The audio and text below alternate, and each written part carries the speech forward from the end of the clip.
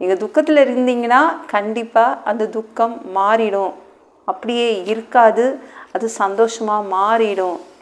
நம்பவும் இல்லையா? தேவன் நம்மளுக்கு சந்தோஷத்தை தந்துடுவாரா அப்படின்னு யோசிக்கிறீங்களா? இந்த உலகத்துலேயே பெரிய ஞானி ஒருத்தர் இருந்தாங்க, சாலமோன். அவங்க ஒரு ராஜா. அவங்க கூட காலம் ஒரே மாதிரி இருக்காது, எப்பொழுதும் காலம் ஒரே மாதிரி இருக்காது, நேரம் ஒரே மாதிரி இருக்காதுன்னு எழுதி வச்சுருக்காங்க. நீங்கள் பிரசங்கி 3:4 எடுத்து படித்து பாருங்களேன். அழ ஒரு காலம் உண்டு, நகைக்க ஒரு காலம் உண்டு, புலம்ப ஒரு காலம் உண்டு, நடனம் பண்ண ஒரு காலம் உண்டு. பார்த்தீங்களா? அந்த அந்த மனிதன் தான், அந்த உலகத்திலேயே ஞானம் படைத்த அந்த மனிதன் சாலமோன் என்ற ராஜா எழுதி வச்சுருக்காரு. அழுதாச்சு, புலம்பியாச்சு.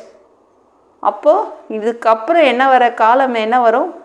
நகைப்பின் காலமாக இருக்கும், நடனம் பண்ணுற ஒரு காலமாக இருக்கும்.